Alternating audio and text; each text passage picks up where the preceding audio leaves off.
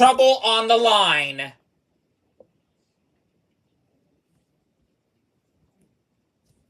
The museum people were as good as their word. Thomas went at once into the workshop where his buffer beam was soon straightened and a new buffer bolted on. In the workshop was a green engine like Flying Scotsman, but smaller. He was called Green Arrow. My brothers and I were built to run fast goods trains, he said, but we did it so well that they let us pull expresses too in the end. Now I'm the only one of my sort left.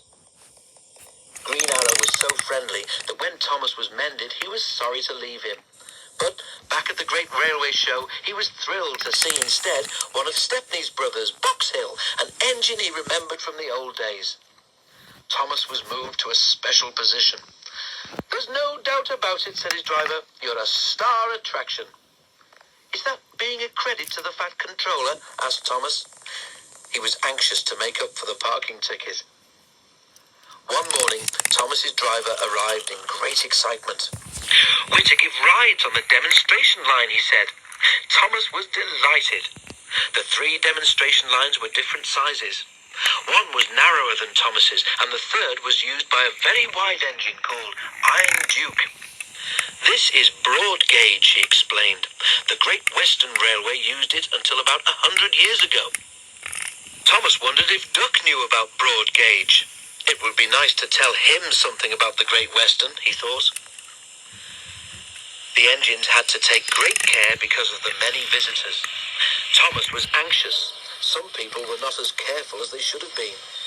Thomas had never seen such crowds. We must watch out, he told his driver. What would happen if a child got onto the line? Don't you worry, Thomas, replied the driver. There are plenty of good, strong barriers, and we'll take care. But Thomas did worry. He was afraid that in an emergency, he might not be able to stop soon enough. Next morning, Thomas felt better. The sun was shining, and he was looking forward to talking to Iron Duke again. He chunted happily backwards and forwards along the demonstration line all day. Then, nearly at closing time, it happened. Thomas saw something fly through the air and land on the rails in front of him. His driver saw it too. He put the brakes hard on. Beep, beep, beep, beep, whistled Thomas in alarm. I must stop, I must. Thomas shuddered to a halt, and a great cloud of steam wheezed noisily from his cylinder cocks. But he couldn't stop before he hit the bundle. It burst. Sandwiches and crisps flew in all directions, while pop from a broken bottle fizzed over Thomas's wheels. In the crowd, a child, frightened by the steam, cried loudly, I want to go home, Mummy, now! Screamed the child. You noisy great engine, shouted his mother, waving her fist at Thomas. I'm going to see the manager.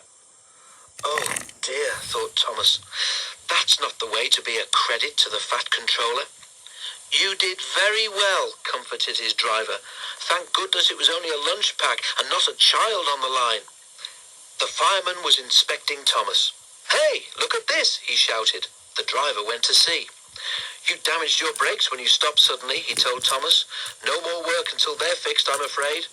Never mind. If the people here today have learned that engines can't stop at once, that's a good thing. Thomas hoped they had.